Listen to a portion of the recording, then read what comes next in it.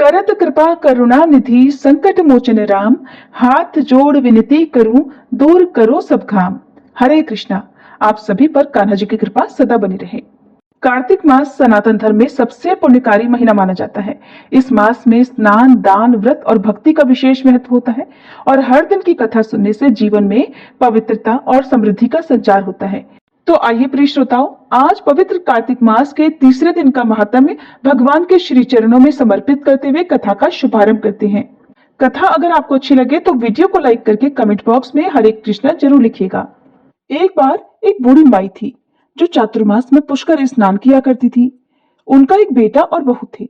एक दिन बूढ़ी माई ने अपनी बहू को फलाहार बनाने को कहा तो बहू ने खाली टिफिन ही रख दिया। बेटा माँ को पहुंचाने के लिए पुष्कर गया तो रास्ते में एक जगह पर बेटा माँ से बोला, माँ फलाहार कर लो। जहां पानी मिला वहीं पर वह बूढ़ी माई अपने बेटे के साथ फलाहार करने बैठ गई तो भगवान की कृपा से खाली टिफिन फलों से भर गया। माँ ने फलाहार कर लिया और बेटा पुष्कर में माँ के रहने के लिए झोपड़ी बनाकर वापस घर आ गया। रात में बूढ़ी माई के दरवाजे पर सावन मास आया और दरवाजा खटखटाकर बोला, बूढ़ी माई दरवाजा खोल। तब बूढ़ी माई ने पूछा, आप कौन है? तो श्रावण मास ने कहा, मैं श्रावण मास। बूढ़ी माई ने तुरंत दरवाजा खोल दिया। बूढ़ी माई ने भगवान शिव और देवी पार्वती की पूजा अर्चना की, बेलपत्र से अभिषेक किया। जाते समय श्रावण मास ने बूढ़ी माई को खूब आशीर्वाद दिया और झोपड़ी की एक दीवार सोने की हो गई। इसके बाद भाद्रपद मास आया। उसने भी दरवाजा खोलने के लिए बूढ़ी माई से कहा।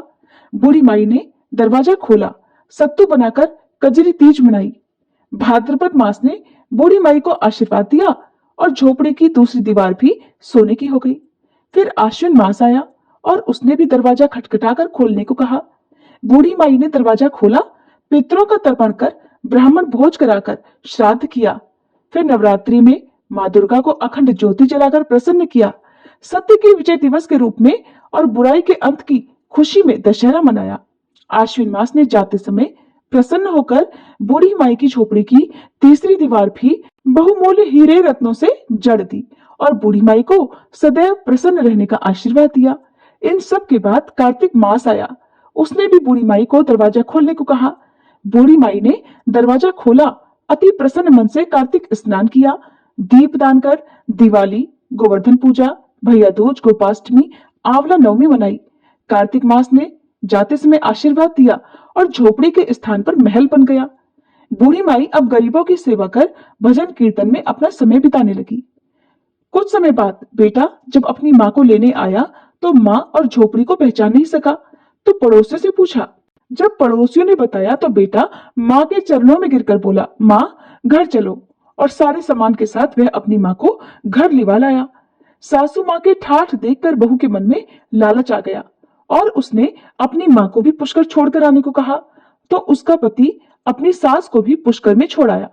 परंतु बहू की माँ की धर्म कर्म में बिल्कुल भी रुचि नहीं थी। वो तो 4 समय भोजन करती और दिन भर सोती।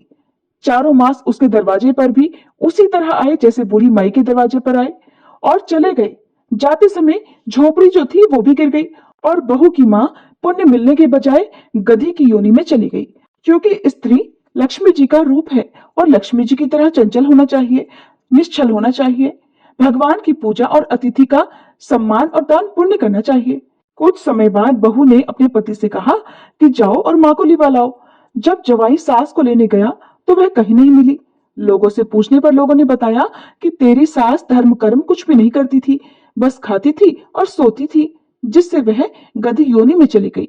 जवाई ने देखा कि एक गधी वहां पर खड़ी हुई है तो जवाई अपनी सास यानी उस गधी को बांध कर घर ले आया और उसकी पत्नी ने पूछा, मेरी माँ कहाँ है? तब पति ने कहा कि तुम्हारे लालच की वजह से तुम्हारी माँ गधी की योनि में आ गई है। बड़े बड़े विद्वानों, ब्राह्मण, ऋषि मुनियों से पूछने पर उन्होंने बताया कि तुम्हारी सास के स्नान किए पानी से स्नान करने पर उसे मनुष्य योनि मिलेगी। तब बहू ने ऐसा ही किया और उसकी माँ पुनः मनुष्य योनि में आ गई। हे राधा दामोदर भगवान, जैसा बुढ़िया माई को दिया वैसा सबको देना, कहता को, सुनता को और हुंकारा भरते को सबको देना। अब सुनिए कार्तिक मास महात्म्य का आज का अध्याय।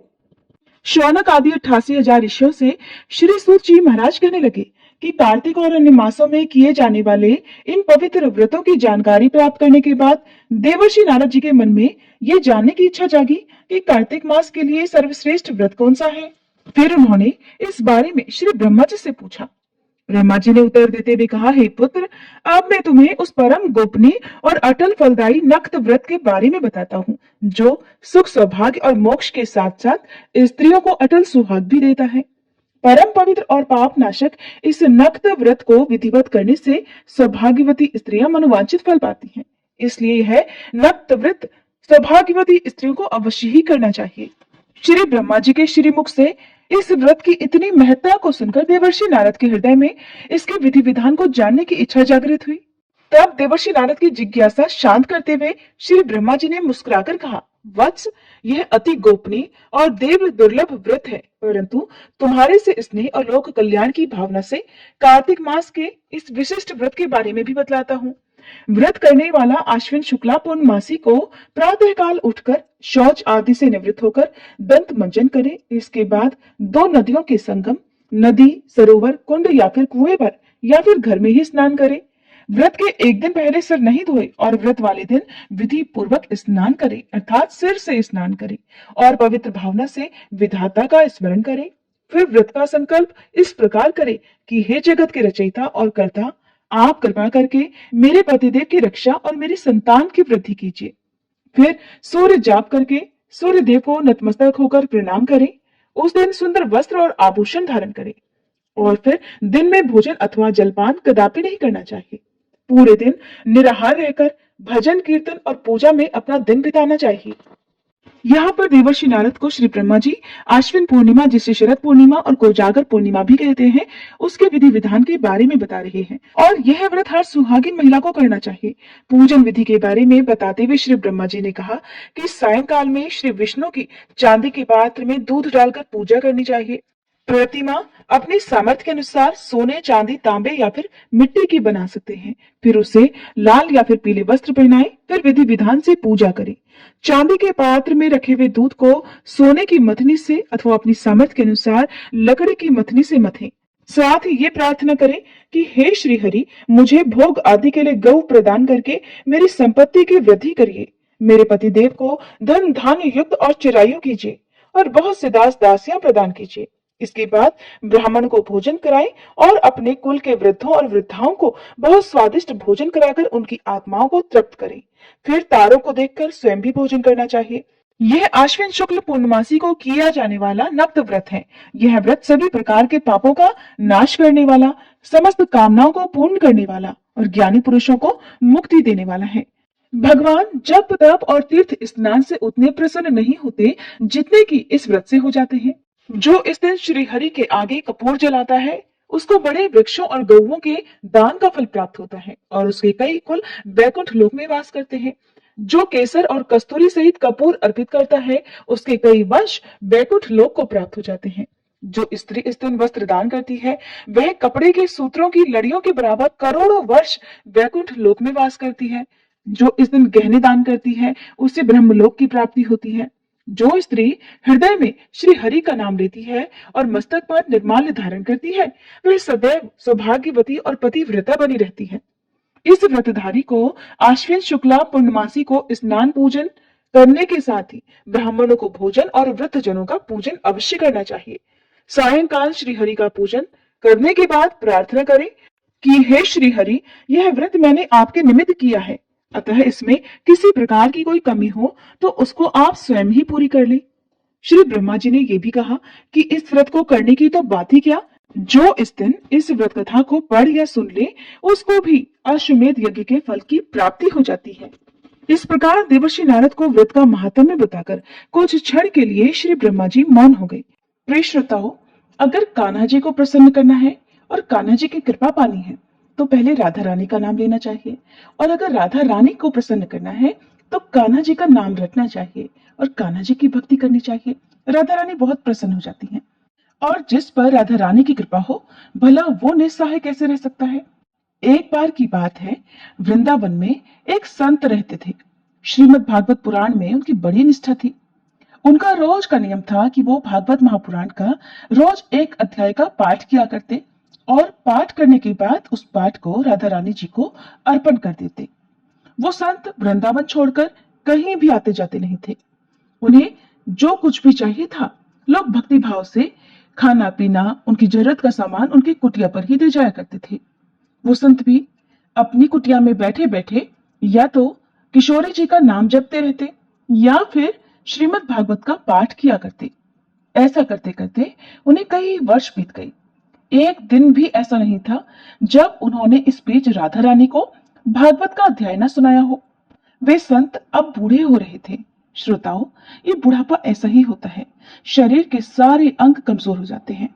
कानों से सुनाई देना कम हो जाता है, आंखों से दिखाई देना कम हो जाता है, यहाँ तक कि चलने के लिए शरीर में शक्ति भी नहीं रह जाती। अब भागवत का जब वो पाठ करने बैठते तो उन्हें भागवत के अक्षर बहुत धुंधले से दिखाई देते। पढ़ने में बड़ी कठिनाई होती। बहुत देर तक नजरें गड़ाए रहते। तब धीरे धीरे जो कुछ समझ में आता उसी को पढ़ने लगते। कुछ दिनों के बाद तो अब उन्हें दिखना और भी कम हो गया। भागवत कथा पढ़ने में असमर्थ हो रहे संत जी को सिर्फ एक बात का अफसोस था। अफसोस इस बात का नहीं था कि उनकी आंखों की रोशनी कम हो रही थी। अफसोस इस बात का था कि अब वो भागवत का पाठ कैसे करेंगे और कैसे राधा रानी को भागवत सुनाएंगे। उनका कई वर्षों का एक नियम था जो ऐसा लगता था अब टूट रहा है। ऐसा लगता था जैसे अब वे इस नियम का पालन नहीं कर पाएंगे। हर समय उनके मन में बस यही दुख रहता कि अब मैं राधा रानी को भागवत कैसे सुना पाऊंगा। अब एक दिन की बात है, उन्होंने भागवत की पुस्तक निकाली और पढ़ने का प्रयास किया, लेकिन सारे अक्षर धुंधले दिखाई दे रहे थे। उन्हें एक भी अक्षर समझ में नहीं आया। बड़े दुखी हो गए और दुखी मन से अब वे भगवान कृष्ण को याद करने लगे कि प्रभु, मैं इतने दिनों से भागवत का पाठ कर रहा हूं, आपने आज ऐसा क्यों किया? बताइए, अब मैं राधा रानी को पाठ कैसे सुनाऊंगा? और ये सोचकर और भगवान को याद करते करते वो रोने लगे। रोते रोते सारा दिन बीत गया, शाम हो गई। यहाँ तक कि दुख के मारे संत जी ने उस दिन कुछ भी नहीं खाया पिया, क्योंकि उनका रोज का नियम था कि जब तक वो भागवत का एक पाठ राधा रानी को सुनाकर उन्हें समर्पित नहीं करते, वो भोजन ही नहीं करते थे, ना ही पानी पीते थे। जब शाम हो गई तभी उनके दरवाजे पर एक दस्तक हुई। किसी ने दरवाजा खटखटाया और एक तो संत जी को वैसे ही कम दिखाई दे रहा था। उन्हें यह भी नहीं पता चलता था कि सामने कौन उनसे बात कर रहा है या कौन उनके दरवाजे पर दस्तक दे रहा है। वे किसी को पहचानने में भी असमर्थ हो चुके थे। किसी तरह से दरवाजे पर पहुंचे, दरवाजा खोलकर बोले, कौन है? तब एक नन्हा सा बालक बोला, बाबा, माँ ने आपके लिए खाने के लिए भोजन भेजा है। वो संत दुखी तो थे ही, भोजन की बात सुनते ही बोले, नहीं चाहिए खाना, जब तक मेरा नियम पूरा नहीं होगा मैं भोजन नहीं करूंगा। वो नन्हा बालक बोला, बाबा, कौन सा नियम? अब ऐसा लगा मानो उन संत को अपना दुख बांटने वाला कोई मिल गया हो। सुबह से शाम हो गई, उनके मन में जो भारी दुख था अब वे उसी बालक को सुनाते हुए बोले, बेटा, मैं रोज अपनी राधा रानी को भागवत का एक पाठ सुनाया करता हूँ और उसके बाद ही कुछ खाता हूँ। और आज तो सुबह से शाम हो गई, मैंने पढ़ने का बहुत प्रयास किया, लेकिन मेरी आंखों से आज तो बिल्कुल भी नहीं दिखाई दे रहा। ऐसा लगता है आज ही मेरी आंखों की रोशनी चली गई है। ऐसा कहकर वो संत बाबा रोने लगे। बालक उन्हें रोता देखकर बोलने लगा, बाबा, अच्छा आंखें चली गई हैं इसलिए आप दुखी हो रहे हैं? तो संत महाराज बोले, अरे बेटा, ये आंखें भला किसको चाहिए? अरे मैं तो इसलिए दुखी हो रहा हूँ कि अब मैं अपनी राधा रानी को भागवत कैसे सुनाऊंगा। तब संत महाराज की बात सुनकर वो नन्हा बालक बोला, बाबा, थोड़ा रुको, मैं बिल्कुल अभी आया। ऐसा कहते ही वो बालक दौड़कर वहां से चला गया और बाबा वहीं दरवाजे पर खड़े रह गए। इतने में ही वह बालक फिर से तेजी से दौड़ता हुआ वापस आया और बाबा को हाथ में कुछ पकड़ाते हुए बोला, बाबा, ये लो पट्टी और अपनी आंखों पर बांध लो। ऐसा कहकर वो पट्टी संत महाराज के हाथों में पकड़ाकर भाग गया। बाबा उसे आवाज देते ही रह गए, लेकिन वो रुका नहीं। तब बाबा बड़े दुखी मन से कमरे के अंदर आकर धरती पर ही लेट गए। बाबा ने सोचा, हो सकता है किसी वैद्य का बालक होगा, कुछ इलाज जानता होगा।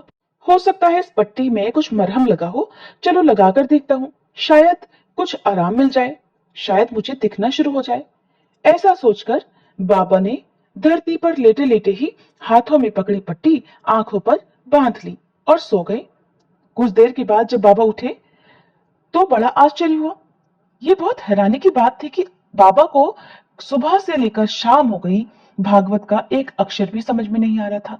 यहाँ तक कि उन्हें अपने कमरे में रखी वस्तुएं भी साफ साफ नहीं दिख रही थी। अब उन्हें सब कुछ साफ साफ दिखने लगा। एक एक चीज उन्हें बिल्कुल साफ नजर आ रही थी। ये देखकर बाबा बड़े प्रसन्न हुए। सोचने लगे, वो बालक तो बड़ा करामाती निकला। अच्छा, देखता हूँ आखिरकार उस बालक ने इस पट्टी में क्या औषधि मिलाई है। बाबा ने जैसे ही अपने हाथ में उस पट्टी को लेकर देखा, तो उसमें क्या देखा कि ना तो उसमें कोई औषधि है, ना ही किसी तरह का लेप लगा हुआ है, बल्कि उसमें तो केवल राधे राधे लिखा हुआ था। ये देखते ही संत महाराज तो फूट फूट कर रोने लगे और कहने लगे, हे किशोरी जी, आपके नाम की कितनी महिमा है। आपका नाम लिखा भर होने से इस पट्टी से मुझ अंधे को आंखें वापस मिल गई। मुझे और क्या चाहिए। बाबा बोले, राधे, मुझसे श्लोक सुनने में आपको कितना आनंद आता है। अब देखो, मैं आज से तुम्हें रोज भागवत सुनाऊंगा। बाबा बड़े प्रसन्न थे। बहुत खुशी के साथ, बड़े उत्साह के साथ वो जल्दी से उठ गए और फिर रात में ही स्नान आदि करके पाठ करने बैठ गए। आज जब वे राधा रानी को भागवत सुना रहे थे तो उनकी आवाज में एक अलग ही खुशी थी, एक अलग ही ऊर्जा थी। होती भी क्यों ना, स्वयं राधा रानी और बांके बिहारी जी ने जो उन पर इतनी बड़ी कृपा की थी। प्रेम से बोलिए, श्री राधे रानी की जय, बांके बिहारी की जय। अब सुनिए श्री तुलसी चालीसा पाठ और तुलसी माता की आरती। जय जय तुलसी भगवती सत्यवती सुखदानी, नमो नमो हरि प्रेसी श्री वृंदावन खानी, श्री हरि शीश विरजनी, देहु अमर वर अम्ब, जनहित हे वृंदावनी अब न करहु विलंब। धन्य धन्य श्री तुलसी माता, महिमा अगम सदा श्रुति गाता, हरि के प्राण से तुम प्यारी, हर ही हेतु कीन्हो तप भारी। जब प्रसन्न है दर्शन दीन्हो, तब कर जोरी विनय उस कीन्हो। हे भगवंत कंत मम होहु, दीन जानि जानि छाड़हु छोहु। सुनी लक्ष्मी तुलसी की बानी, दीन हो श्राप कद पर आनी। उस अयोग्य वर मांगन हारी, हो बिटप तुम जड़ तनुधारी। सुनि तुलसी ही श्रव्युत ही ठामा, करहु वास तुहु नीचन धामा। दियो वचन हरि तब तत्काला, सुनहु सुमुखी जानी होहु बिहाला। समय पाई व्योह रूपा पितोरा, पूजहि आस वचन सत मोरा। तब गोकुल मह गोप सुदामा, तासु भई तुलसी तू बामा। कृष्ण रास लीला के माही, राधे शक्यो प्रेम लखि नाही। दियो श्राप तुलसी तत्काला, नर लोक ही तुम जन्महु बाला। यो गोप वह दानव राजा, शंख चूर्ण नामक शिर ताजा। तुलसी भई तासु की नारी, परम सती गुण रूप अगारी। अस द्वै कल्प बीत जब गयहु, कल्प तृतीय जन्म तब भयहु। वृंदा नाम भयो तुलसी को, असुर जलंधर नाम पति को। कर अति द्वंद अतुल बल धामा, कीन्हा शंकर से संग्रामा। जब निज सैन्य सहित शिव हारे, मरहि न तब हर हर ही पुकारे। पतिव्रता वृंदाती नारी, को न सके पति ही संहारी। तब जलंधर ही भेष बनाई, वृंदा ढिग हरि पहुँचो जाई। शिव हित लहि करि कपट प्रसंगा, कियो सतीत्व धर्म तो ही भंगा। भयो जलंधर कर संहारा, सुनी उर शोक उपारा। तिह क्षण दियो कपट हरि टारी, लखि वृंदा दुख गिरा उचारी। जलंधर जस हत्यो भीता, सोई रावण तस हरहि सीता। अस प्रस्तर सम हृदय तुम्हारा, धर्म खंडी मम पति संहारा। यही कारण लहि श्राप हमारा, होवे तनु पाषाण तुम्हारा। सुनि हरि तुरत ही वचन उचारे, दियो श्राप बिना विचारे। लख्यो नानिज कर दूत पति को, छलन चाहियो जब पार्वती को। जड़ मति तू अस हो जड़ रूपा, जग में तुलसी बिटप अनूपा। धग्व रूप हम शाली ग्रामा, नदी गंडकी बीच ललामा। जो तुलसी दल हम ही चढ़ई है, सब सुख भोग परम पद पई है। बिनु तुलसी हरि जलत शरीरा, अतिशय उठत शीश उर पीरा। जो तुलसी दल हरि शिर धारत, सो सहस्त्र घट अमृत डारत। तुलसी हरि मन रंजनिहारी, रोग दोष दुख भंजनिहारी। प्रेम सहित हरि भजन निरंतर, तुलसी राधा में नाही अंतर। व्यंजन हो 56 प्रकारा, बिन तुलसी दल ना हरहि प्यारा। सकल तीर्थ तुलसी तर छाही, लहत मुक्ति जन संशय नाही। कवि सुंदर इक हरि गुण गावत, तुलसी निकट सहस गुण पावत। बसत निकट दुर्वासा धामा, जो प्रयास ते पूर्व ललामा। पाठ करहि जो नित नर नारी, हो ही सुख भाषहि त्रिपुरारी। तुलसी चालीसा पढ़ी तुलसी तरु गृहधारी, दीप दान करी पुत्र फल पावहि बंध्यु नारी। सकल दुख दरिद्र हरिहार वै परम प्रसन्न, आशे धन जन लड़ही कर बसहि पूर्णा अत्र। लाही अभिमत फल जगत, मह लाहि पूर्ण सब काम। जेई दल अर्पहि तुलसी, तह सहस बसहि हरि राम। तुलसी महिमा नाम लख, तुलसी सोत सुख राम। मानस 40 रच्यो, जग मह तुलसीदास। प्रेम से बोले तुलसी महारानी की जय। तुलसी महारानी नमो नमो, हर की बट रानी नमो नमो। तुलसी महारानी नमो नमो, धन्य तुलसी पूरण तप कीनो। शालिग्राम बनी बट रानी नमो नमो। तुलसी महारानी नमो नमो, हर की बट रानी नमो नमो। जाके पत्र मंजरी कोमल, श्रीपति कमल चरण लपटानी नमो नमो। तुलसी महारानी नमो नमो, हरि की पट रानी नमो नमो। कौन महीने बोई रानी तुलसा, कौन महीने हुई हरियाली नमो नमो। तुलसी महारानी नमो नमो, हरि की बट रानी नमो नमो। कौन महीने हुई तेरी पूजा, कौन महीने हुई बट रानी नमो नमो। तुलसी महारानी नमो नमो। आषाढ़ मास में बोई रानी तुलसा, सावन महीने हुई हरियाली नमो नमो। तुलसी महारानी नमो नमो, हरि की बट रानी नमो नमो।